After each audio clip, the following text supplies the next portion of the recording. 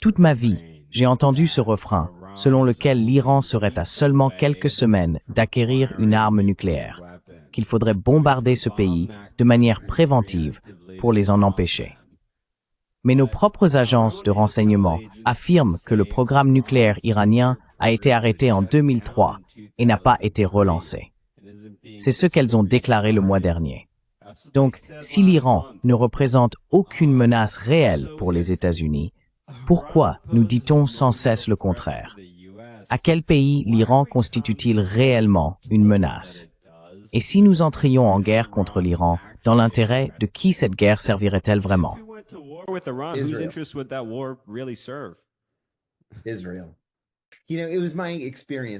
Israël. Vous savez, d'après mon expérience, lorsque j'étais au gouvernement, littéralement à chaque fois que Benjamin Netanyahou venait aux États-Unis, littéralement à chaque fois, il demandait à la personne qui se trouvait dans le bureau ovale de bombarder l'Iran et de faire le sale boulot d'Israël. Si l'Iran représente une menace existentielle pour Israël, très bien, c'est le problème d'Israël. Il n'y a aucune raison pour que les États-Unis bombardent l'Iran. Maintenant, chaque président, je veux dire George H.W. Bush, Bill Clinton, George W. Bush, Barack Obama, même Donald Trump et Joe Biden, ont dit à Netanyahou au fil des années d'aller se faire voir.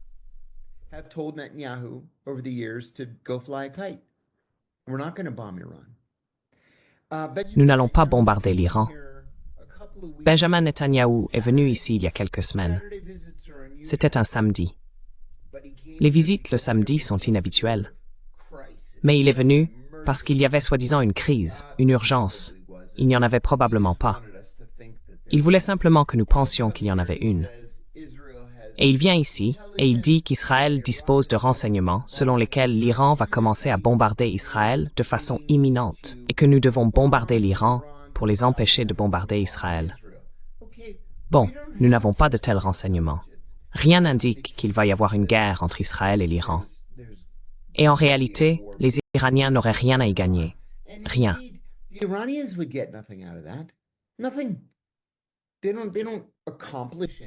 Ils n'accomplissent rien en attaquant arbitrairement Israël, sachant que les Israéliens possèdent jusqu'à 200 armes nucléaires. Qu'est-ce que les Iraniens en retirent? D'un autre côté, dans les années 70, on disait que seul Nixon pouvait aller en Chine.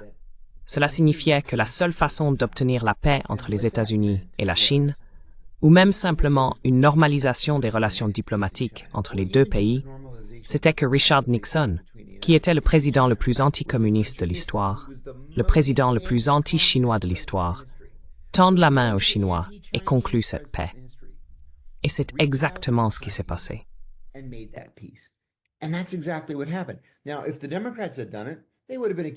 Maintenant, si les démocrates l'avaient fait, on les aurait accusés d'être indulgents envers le communisme. On les aurait traités de pinko. On les aurait accusés d'affaiblir les États-Unis. Mais Nixon était tellement anticommuniste qu'il aurait été la dernière personne qu'on aurait pu accuser d'être indulgent envers le communisme. Il est allé en Chine et a établi des relations diplomatiques.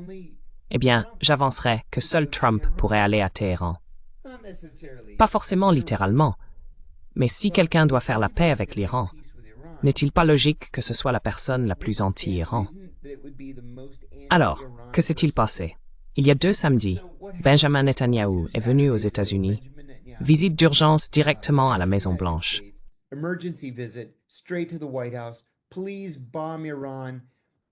S'il vous plaît, bombardez l'Iran. Et ils sortent de la réunion. Et Donald Trump annonce des discussions avec les Iraniens. Des discussions. Les Iraniens, depuis des mois, se préparent à une sorte d'attaque, soit par Israël, soit par les États-Unis. Mais encore une fois, qu'est-ce que les États-Unis gagneraient à attaquer l'Iran? Rien. Nous n'accomplissons rien en attaquant l'Iran. Et donc, il y a eu des discussions, principalement indirectes, à Mascate. Les Iraniens étaient dans une pièce, les Américains dans une autre, et le ministre des Affaires étrangères omanais faisait la navette entre les 2 salles.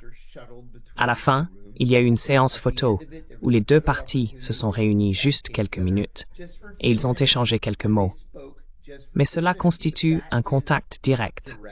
les deux parties ont salué le fait qu'il s'agissait de discussions sérieuses.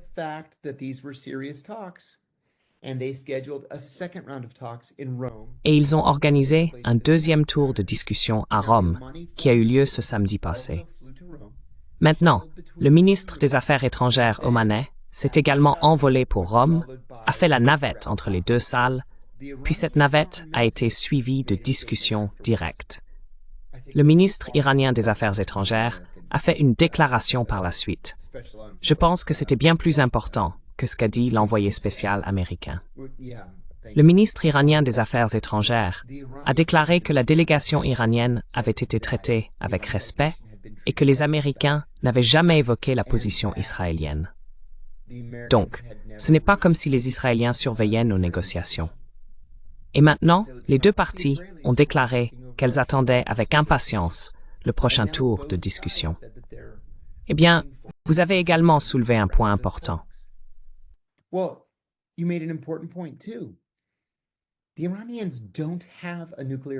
Les Iraniens n'ont pas de programme d'armes nucléaires, malgré ce que vous avez entendu de la part des Israéliens.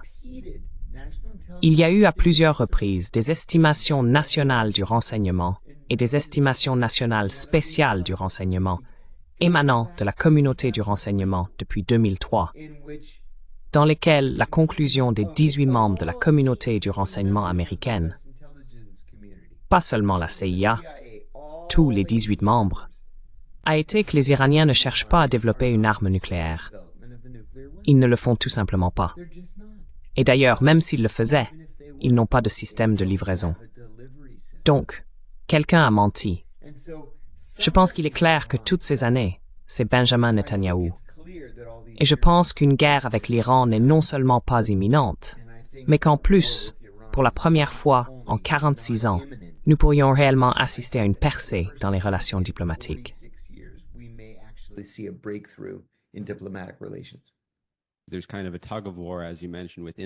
Il y a en quelque sorte une lutte interne, comme vous l'avez mentionné, au sein de l'administration Trump concernant l'Iran. Il y a des personnes comme Steve Witkoff, principalement, qui prennent des mesures pour engager une véritable diplomatie, en discutant avec l'Iran et en essayant de résoudre ces problèmes. Et puis il y a une autre grande faction de faucons anti-Iran, principalement des lobbyistes pro-israéliens, qui poussent pour ce qu'ils appellent le modèle libyen, c'est-à-dire le démantèlement complet des installations nucléaires iraniennes en échange de ne pas être bombardés par les États-Unis. Mais le modèle libyen n'est-il pas précisément la raison pour laquelle l'Iran voudrait des armes nucléaires? Exactement.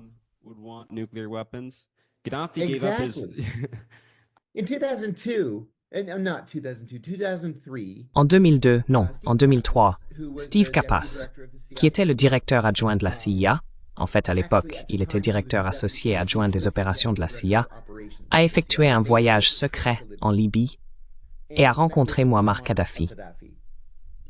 Il a dit à Kadhafi que nous allions attaquer l'Irak, c'était en février 2003, que nous allions attaquer l'Irak et renverser Saddam Hussein.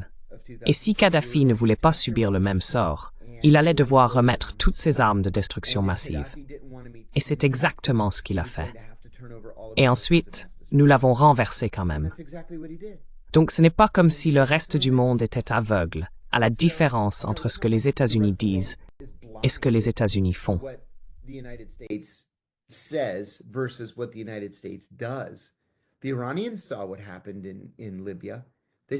Les Iraniens ont vu ce qui s'est passé en Libye. Ils ont vu ce qui est arrivé à Kadhafi, qui a ensuite été lynché par son propre peuple, sous l'insistance des États-Unis. Alors, que faites-vous pour vous protéger? Vous développez une industrie d'armement nationale, puis vous établissez les relations les plus étroites possibles avec la Russie et la Chine. Et c'est ce que les Iraniens ont fait. De plus, ces faucons pro-israéliens ne comprennent pas vraiment la Russie, ni plusieurs aspects concernant l'Iran. L'un d'eux est la cohésion de la société iranienne. Les Iraniens sont de véritables croyants dans l'union contre un ennemi commun.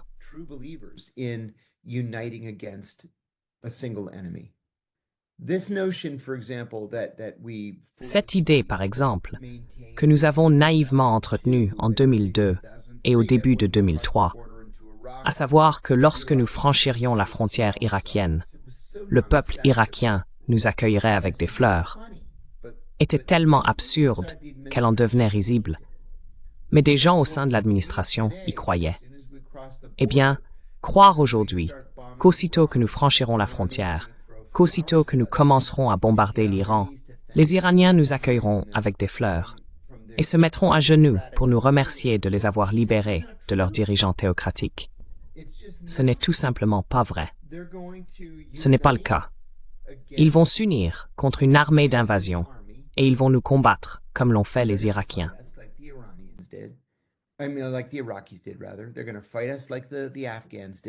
Ils vont nous combattre comme l'ont fait les Afghans. Ils vont nous combattre comme l'ont fait les Vietnamiens. Il n'y aura pas de remerciement pour la libération, parce qu'il n'y a pas de libération. En attendant, l'Iran est immense. Ce n'est pas de l'Afghanistan dont nous parlons, ni même de l'Irak. C'est un pays gigantesque avec beaucoup de monde, et nous n'avons pas pris cela en compte. Et enfin, nous ne savons vraiment pas quelle serait la réaction des Russes et des Chinois face à une attaque américaine contre l'Iran. Pour ma part, je ne pense pas qu'ils resteront simplement spectateurs sans qu'il y ait une forme de réponse. Et cette réponse pourrait être catastrophique.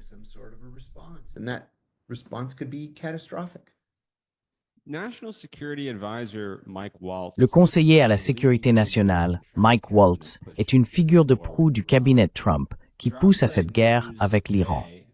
Dropsite News a révélé aujourd'hui que son nouveau directeur pour Israël et l'Iran est Mehmet Karin, issu de la Foundation for Defense of Democracies, mais qui, plus important encore, était auparavant employé au ministère israélien de la Défense. John, comment quelqu'un comme ça obtient-il une habilitation de sécurité? Cela semble très inhabituel.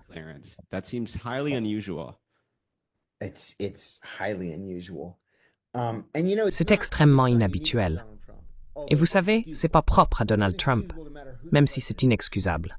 C'est inexcusable, quel que soit le président. Mais Bill Clinton a fait la même chose, en nommant un citoyen américano-israélien comme ambassadeur en Israël, tout de même. Honnêtement, je ne comprends pas comment une telle chose peut arriver, à moins que le FBI ne soit ignoré, ou qu'on lui demande d'ignorer le fait que cette personne puisse avoir des loyautés partagées. Je pense que c'est très très dangereux, car les Israéliens sont considérés comme une menace critique en matière de contre-espionnage par la communauté du renseignement américaine. Ils sont classés au même niveau que les Russes, les Chinois, les Iraniens, les Nord-Coréens et les Cubains.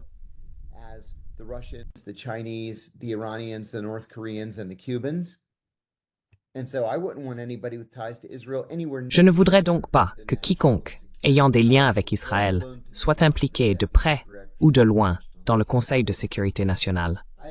Encore moins qu'il soit l'un des directeurs adjoints du Conseil de sécurité nationale. Je ne comprends pas comment cela peut arriver.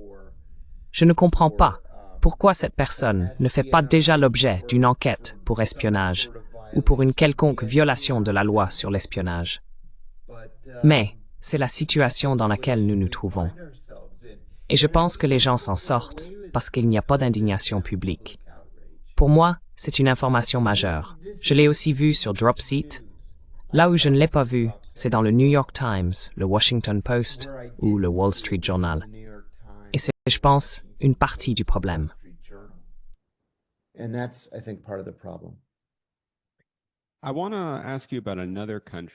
Je voudrais vous interroger sur un autre pays avec lequel nous sommes actuellement en guerre, à savoir la Somalie. Nous sommes en guerre en Somalie depuis plus de 20 ans, et pourtant, la plupart des Américains n'en savent presque rien. Le New York Times a récemment rapporté que certains membres du département d'État souhaitaient se retirer de Mogadiscio, mais que des faucons comme Sébastien Gorka poussent à envoyer plus de troupes, à intensifier les frappes et à installer un régime allié. L'Atlantic Council affirme que le retrait serait trop risqué. N'avons-nous pas déjà entendu cet argument, que si nous faisons juste un peu plus d'efforts, utilisons plus de force, formons plus de troupes, la paix suivra? N'avez-vous pas l'impression qu'il s'agit du même schéma d'échec que nous avons vu encore et encore, avec le Surge par exemple, ou la contre-offensive ukrainienne, ou encore la guerre en Afghanistan.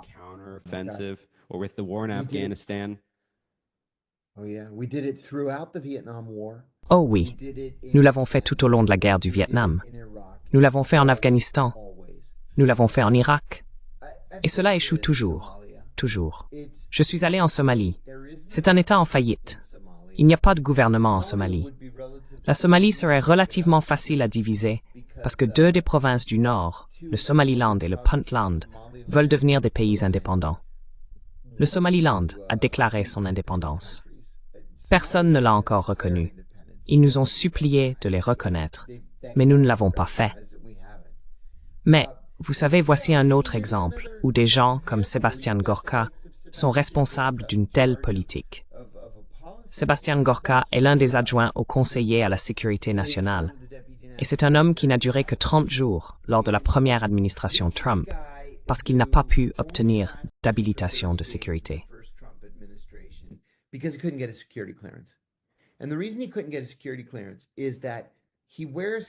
La raison pour laquelle il n'a pas pu obtenir une habilitation de sécurité, c'est qu'il porte l'insigne du parti nazi de son père, pas un néo-nazi, mais le véritable parti nazi qui dirigeait la Hongrie pendant la Seconde Guerre mondiale. Il porte l'insigne du parti nazi de son père. Il est un partisan assumé de l'idéologie nazie. Et c'est cet homme que nous avons mis aux commandes. C'est quelque chose que je n'ai jamais compris chez Donald Trump. D'un côté, il parle de se retirer ou de mettre fin à ces guerres sans fin, à ces engagements militaires interminables. Et de l'autre, il s'entoure de personnes comme John Bolton, Mike Pompeo, Gina Haspel et d'autres créatures du Marais et amateurs d'interventions étrangères contre lesquelles il ne cesse de s'insurger.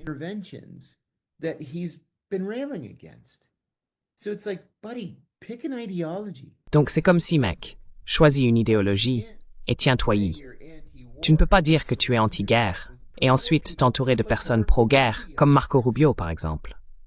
Tu sais pourquoi ce n'est pas Marco Rubio qui mène ces discussions avec les Iraniens, mais Steve Biegun. C'est parce que Rubio fait partie de ceux qui veulent bombarder l'Iran. Donc je ne comprends tout simplement pas.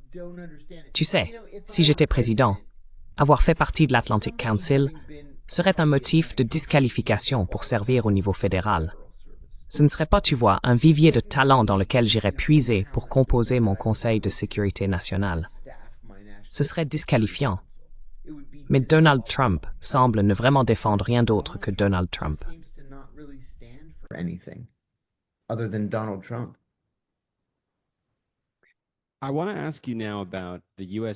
Je voudrais maintenant vous interroger sur le génocide à Gaza soutenu par les États-Unis et Israël.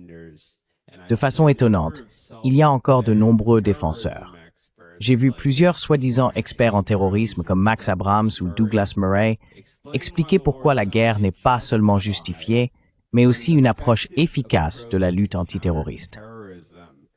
Leur théorie est que si l'on adopte une méthode de massue, si l'on largue suffisamment de bombes, on dissuadera ses ennemis de vous attaquer.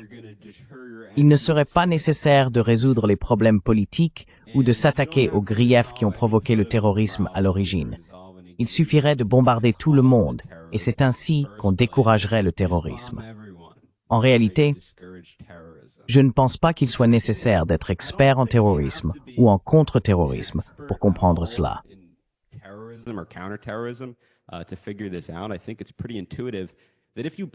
Je pense qu'il est assez intuitif de comprendre que si vous bombardez des gens et tuez leur famille, ils vont vous détester et vouloir se venger. Les premiers kamikazes en Irak, par exemple, étaient des Palestiniens qui avaient souffert de la répression et de l'occupation israélienne. L'auteur de l'attentat de 1993 contre le World Trade Center, Ramzi Youssef, a déclaré qu'il avait été motivé, je cite, à arrêter les tueries d'Arabes par les troupes israéliennes. Ben Laden a dit quelque chose de similaire à propos de sa motivation pour le 11 septembre dans sa lettre à l'Amérique, un document qui a été supprimé du site du Guardian l'an dernier et censuré sur les réseaux sociaux dès que des gens de ma génération ont commencé à remarquer ces liens entre le soutien des États-Unis à Israël et le terrorisme. On nous a dit qu'il fallait bombarder le Moyen-Orient et soutenir Israël pour arrêter le terrorisme. Mais existe-t-il quelque chose qui génère plus de terrorisme que de bombarder le Moyen-Orient et de soutenir Israël?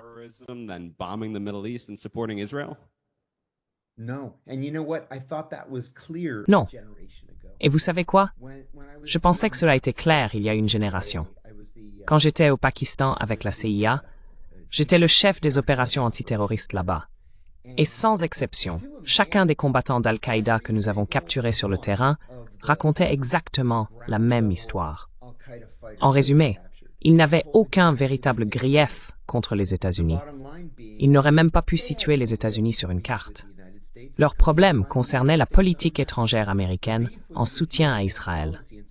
Au fond, à la fin de la journée, le problème, c'était Israël. Et beaucoup d'entre eux disaient qu'ils ne se souciaient pas vraiment des États-Unis, d'une manière ou d'une autre. Jusqu'à ce qu'ils voient des reportages montrant des soldats israéliens avec leurs bottes sur le cou de femmes palestiniennes, n'est-ce pas?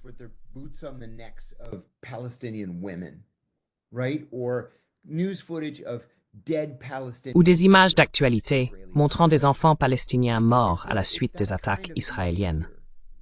C'est ce genre de comportement qui engendre le terrorisme, qui motive les terroristes, qui conduit à plus de terrorisme, pas moins. Si vous voulez moins de terrorisme, respectez les droits civils et les libertés civiles, et mettez en place un développement économique et l'éducation. C'est aussi simple que cela, mais cela demande du temps et de l'argent. Cette idée d'utiliser le marteau-pilon comme politique n'a jamais fonctionné. Jamais. En plus d'être illégal, c'est une violation du droit international. C'est un crime de guerre, un crime contre l'humanité, que de cibler des populations civiles.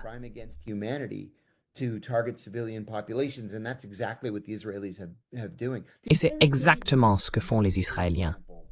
Les Israéliens ne contestent même pas, par exemple, le nombre de victimes civiles. Et ces chiffres proviennent du ministère de la Santé du Hamas. Et les Israéliens disent « Oui, oui, nous avons tué autant de personnes. Oui, ce sont presque tous des civils. » Alors pourquoi le monde ne fait-il rien? Mais tu as raison. C'est simplement une recette pour l'échec. Et quand je parle d'échec, je veux dire qu'au bout du compte, les Israéliens vont entraîner les États-Unis dans leur chute. Et ça ne fera qu'entraîner plus d'attaques, plus de violence et plus de morts partout dans le monde.